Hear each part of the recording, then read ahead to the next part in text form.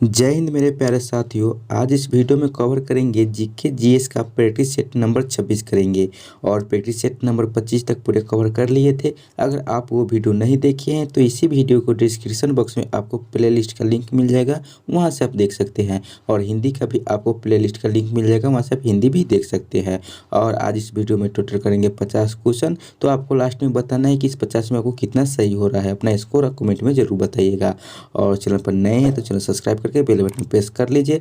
और आपको WhatsApp group से जुड़ना है तो व्हाट्सएप ग्रुप पे आप जुड़ सकते हैं। जो कि आप डायरेक्ट जुड़ना चाहते हैं तो डिस्क्रिप्शन बॉक्स में आपको डायरेक्ट व्हाट्सएप ग्रुप का लिंक दिया हुआ है, या हमारे व्हाट्सएप पे मैसेज कर सकते हैं, जो कि व्हाट्सएप नंबर है 7352487318, यानी 7352487318। यह मेरा व्हाट्सएप नंबर है, इस पर आप मैसेज कीजिएगा तो आपको व्हाट्सएप ग्रुप में जोड़ दिया जाएगा। तो चलिए स्टार्ट करते हैं क्वेश्चन नंबर 1 से। तो क्वेश्चन नंबर 1 में कह रहा है कि पंचायत समिति के सदस्य अक्सर कितने वर्षों के लिए चुने जाते हैं। तो पंचायत समिति के सदस्य कितने वर्ष के लिए चुने जाते हैं? 7 वर्ष, 5 वर्ष, 10 वर्ष या 2.5 वर्ष।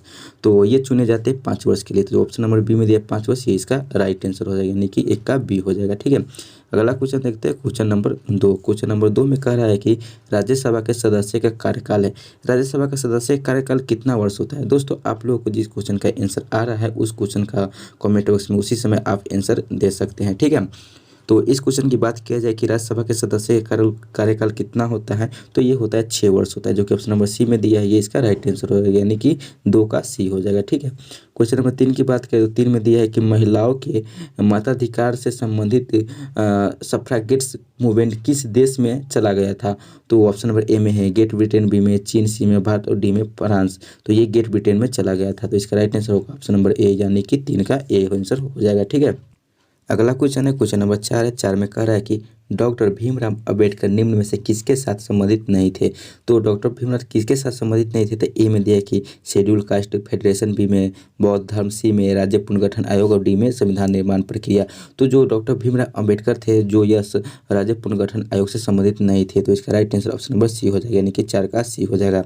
5 नंबर क्वेश्चन की बात करें तो 5 नंबर में दिया है कि नस्लवाद का अर्थ होता है, क्या होता है? रंगभेद, अलगाववाद, सांप्रदायिकता और समानता। तो नस्लवाद का जो अर्थ होता है तो रंगभेद होता है, जो कि ऑप्शन नंबर ए दिया है, ये इसका राइट आंसर हो जाएगा, 5 का ए हो जाएगा। ठीक है, क्वेश्चन नंबर 6 की बात किया जाए तो 6 में दे रखा है कि राष्ट्रीय शिक्षा नीति 1986 का उद्देश्य क्या नहीं है। तो ये जो 4 ऑप्शन दिया इसमें से पूछ रहा है कि राष्ट्रीय शिक्षा नीति 1986 का उद्देश्य क्या नहीं था। इसमें 3 था और 1 नहीं था। तो ए में दिया है कि राष्ट्र के विकास के लिए उच्च स्तर की शिक्षा ही एकमात्र मार्ग है, ये तो था। बी में दिया है कि शिक्षा समाजवाद, धर्मनिरपेक्षता और लोकतंत्र को मजबूत बनाता है, ये भी था। और सी में दिया है कि शिक्षा सिर्फ उनके लिए है जो रुचि रखते हैं, ये गलत हो जाएगा। ठीक है, शिक्षा सिर्फ उनके लिए नहीं है जो रुचि रखते हैं, सभी के लिए। ठीक है, तो सी इसका राइट आंसर हो जाएगा। जबकि डी में दिया है कि पिछड़े वर्गों के लिए शिक्षा की सही व्यवस्था होनी चाहिए, तो ये भी सही है, तो इसका right answer option number C हो जाएगा, तो 6 का सी आंसर हो जाएगा। 7 नंबर की बात किया जाए तो 7 नंबर में दिया है कि संघवाद का अर्थ है। तो संघवाद का अर्थ क्या है? तो ए में दिया है कि संघ और राज्य के बीच सत्ता का विकेंद्रीकरण, बी में दिया है कि सत्ता का विकेंद्रीकरण, और सी में दिया है कि सिर्फ राज्य सरकारों के पास सभी शक्तियां का होना, और डी में दिया है कि अधिकारित तंत्र के पास समस्त अधिकार होना। तो संघवाद का अर्थ होता है, जो ऑप्शन नंबर ए में दे रखा है कि संघ और राज्य के बीच सत्ता का विकेंद्रीकरण, तो ये इसका राइट आंसर हो जाएगा, यानी कि आपको 7 का ए आंसर हो जाएगा। ठीक है, क्वेश्चन नंबर 8 में दे रखा है कि लोकतंत्र जनता के लिए एवं जनता के द्वारा किसने कहा था। तो लोकतंत्र जनता का जनता के लिए जनता के द्वारा कहा था, तो ये कहा था अब्राहम लिंकन के द्वारा कहा गया था, जो कि ऑप्शन नंबर डी में दिया अब्राहम लिंकन, ये इसका राइट आंसर हो जाएगा, तो 8 का डी आंसर हो जाएगा। ठीक है, क्वेश्चन नंबर 9 की बात करें तो 9 में दे रखा है कि भारत के किस प्रधानमंत्री ने श्रीलंका में भारतीय शांति सेना भेजी थी। तो भारत के कौन प्रधानमंत्री थे जो श्रीलंका में भारतीय शांति सेना भेजी थी? तो ए में दिया है कि इंदिरा गांधी, बी में दिया अटल बिहारी वाजपेयी, सी में राजीव गांधी, डी में विश्वनाथ प्रताप।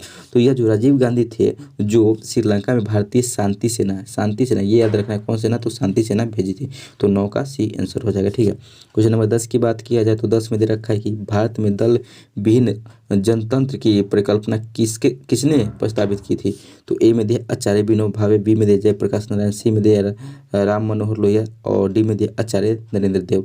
तो ये भारत में जो दल विहीन जनतंत्र की परिकल्पना जो प्रस्तावित की थी, तो ये जो जयप्रकाश नारायण है यही की थी, तो ऑप्शन नंबर बी इसका राइट आंसर हो जाएगा, यानी कि 10 का बी हो जाएगा। क्वेश्चन नंबर 11 की बात किया जाए तो 11 में दे रखा है कि भारत एक राष्ट्र है। तो भारत कौन सी राष्ट्र है? धर्मनिरपेक्ष राष्ट्र है, धर्मपंथी राष्ट्र है, तानाशाह राष्ट्र है और राजतंत्र राष्ट्र है।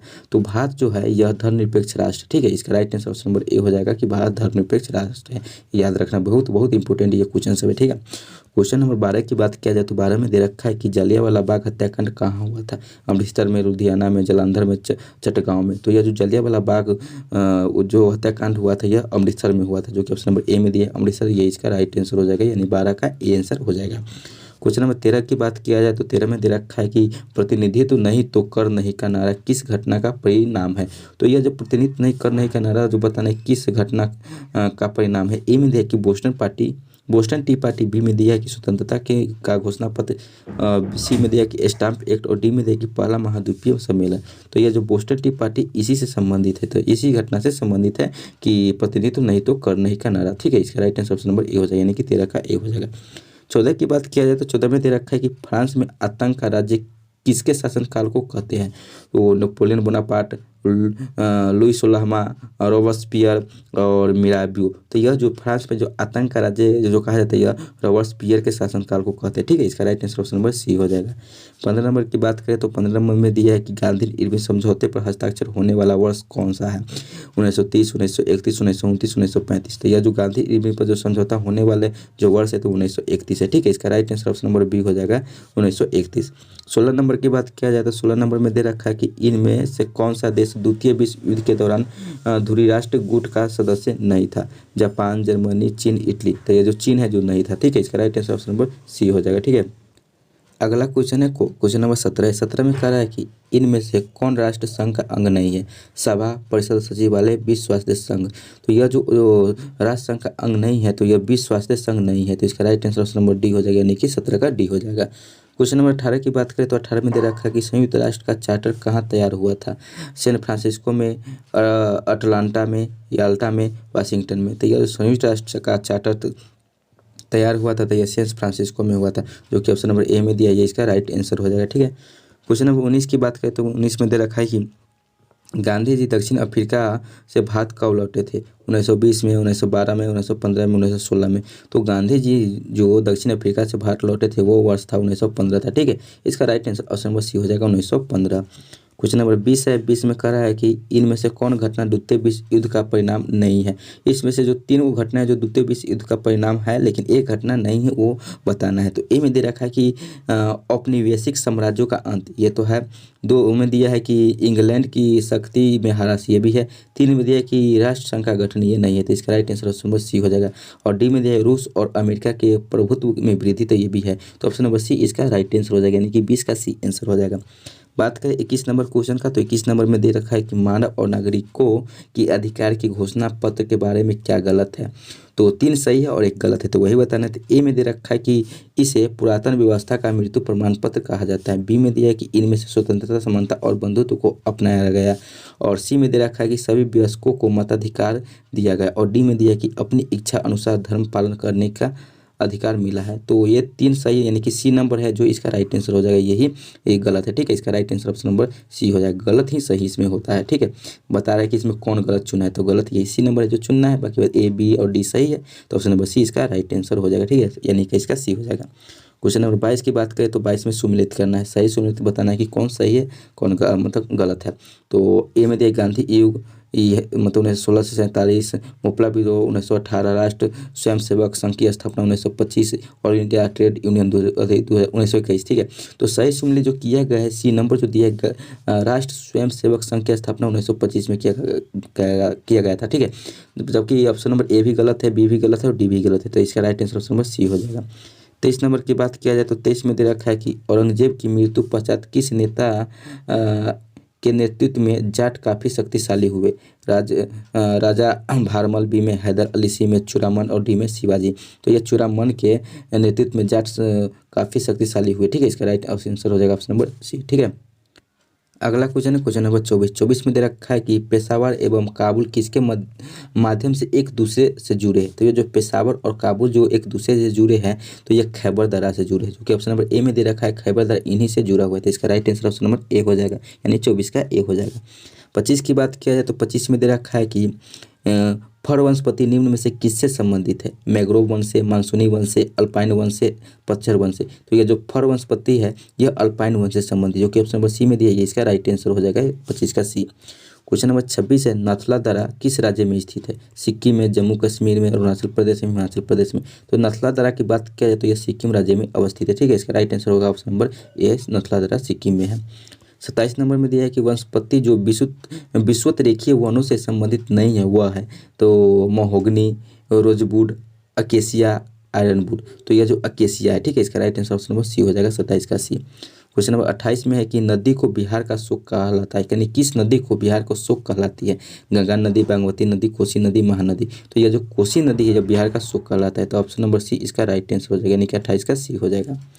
29 की बात करें तो 29 में दे रखा है कि चंद्रमा की घूर्णन अवधि है, तो चंद्रमा की घूर्णन अवधि कितना होता है? 24 घंटा, 28 दिन, 12 घंटा, 1 वर्ष। तो ये जो चंद्रमा इनकी घूर्णन अवधि होता है तो यह 28 दिन होता है। ठीक है, इसका right answer option number B हो जाएगा 28 दिन।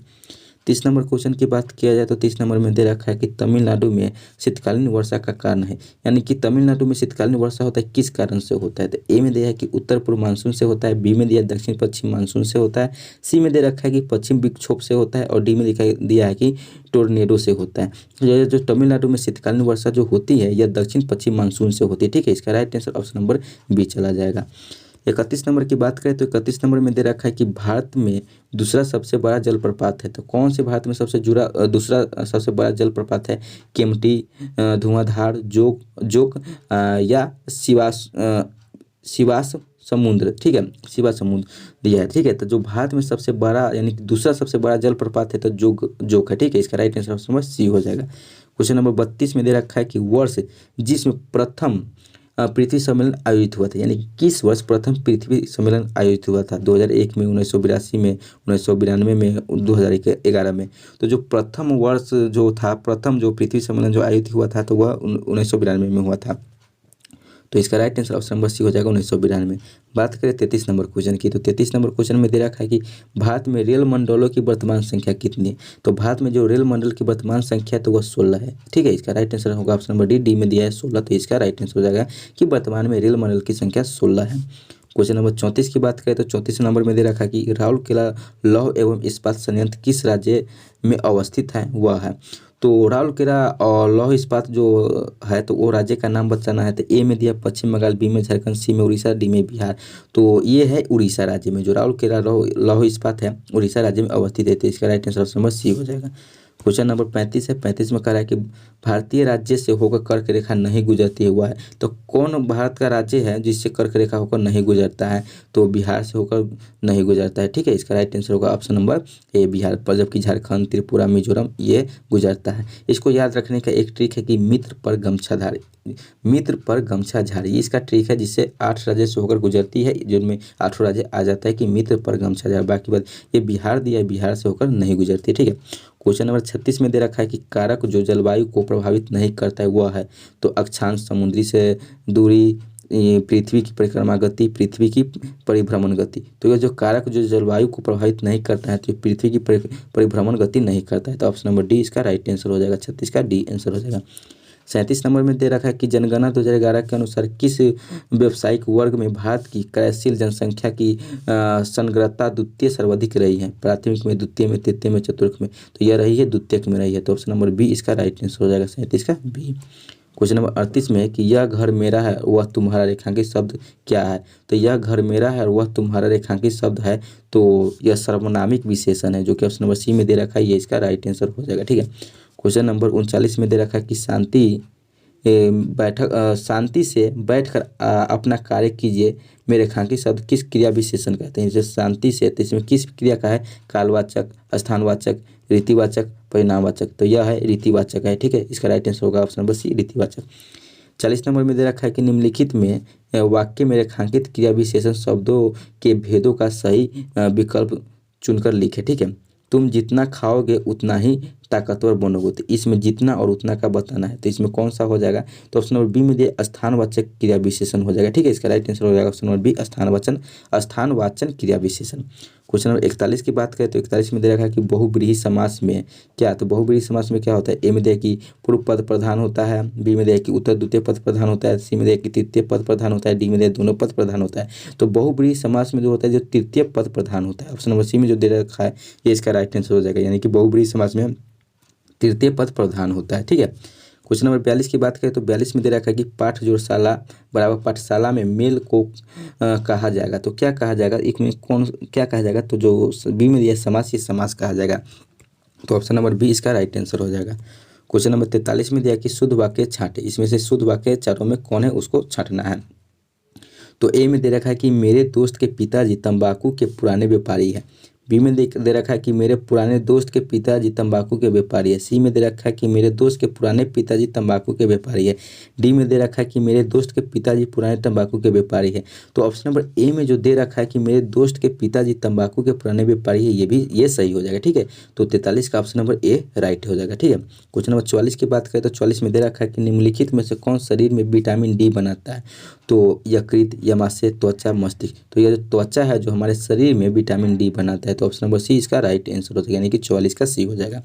45 का दिया है कि कंगारू कहाँ का मुख्य पशु है। तो कंगारू की बात किया जाए तो ये केन्या का, मेक्सिको का, कनाडा का, ऑस्ट्रेलिया का। तो कंगारू जो है यह ऑस्ट्रेलिया का मुख्य पशु है, तो ऑप्शन नंबर डी इसका राइट आंसर हो जाएगा, यानी कि 45 का डी हो जाएगा।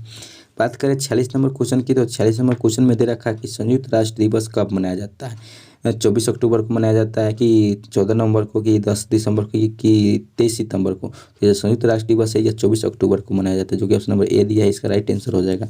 47 नंबर की बात किया जाए कि यूनेस्को का मुख्यालय कहाँ स्थित है, रोम में, जेनेवा में, पेरिस में, न्यूयॉर्क में। तो यूनेस्को का मुख्यालय जो स्थित है यह पेरिस देश में स्थित है। ठीक है, पेरिस में। इसका राइट आंसर होगा ऑप्शन नंबर, पेरिस देश नहीं है, पेरिस में स्थित है। ठीक है, इसका right answer option number C हो जाएगा। क्वेश्चन नंबर 48 है, 48 में दिया कि संतोष ट्रॉफी किससे संबंधित है, फुटबॉल, क्रिकेट, शतरंज, टेनिस। तो संतोष ट्रॉफी या फुटबॉल से संबंधित, जो कि इसका right answer option number A हो जाएगा। 49 नंबर की बात किया जाए कि जय जवान जय किसान का नारा किसने दिया था, जवाहरलाल नेहरू ने, इंदिरा गांधी ने, लाल बहादुर शास्त्री ने, सुभाष चंद्र बोस ने। तो जय जवान जय किसान का नारा लाल बहादुर शास्त्री ने दिया था, जो कि ऑप्शन नंबर सी दिया, ये राइट हो जाएगा। ठीक है, क्वेश्चन नंबर 50 है, आज ये सेट का लास्ट क्वेश्चन है, जो कि क्वेश्चन दिया हुआ है कि भारत में खरीफ फसल का मौसम होता है। तो कौन सा होता है, जनवरी से मार्च, अप्रैल से जून, जुलाई से अक्टूबर, सितंबर से मार्च। तो यह जो भारत में जो खरीफ फसल का जो मौसम होता है यह जुलाई से अक्टूबर होता है, जो कि ऑप्शन नंबर सी में दिया है, ये इसका राइट आंसर हो जाएगा। तो दोस्तों ये था आपको GK GS practice set number 26 का टोटल 50 क्वेश्चन। तो आप लोग बताइएगा कि इस 50 में आपको कितना सही हुआ, आपको 40 हुआ है, 35 हुआ है, 20 हुआ है, 10 हुआ है, या 49 हुआ है, या 50 है, 50 हुआ है। अपना कमेंट बॉक्स में यानी जरूर बताइएगा स्कोर अपना कि कितना हुआ है। ठीक है, और अभी तक चैनल को सब्सक्राइब नहीं किया तो चैनल सब्सक्राइब कर दीजिए, और दोस्तों को साथ भी शेयर कर दीजिए कि दोस्तों भी पढ़ सके। ठीक है, और वीडियो को लाइक नहीं किया तो लाइक कर दीजिए। ठीक है, फिर मिलेंगे अगले वीडियो में अगले टॉपिक के साथ, अगले प्रैक्टिस के साथ। तब तक के लिए जय हिंद, जय भारत।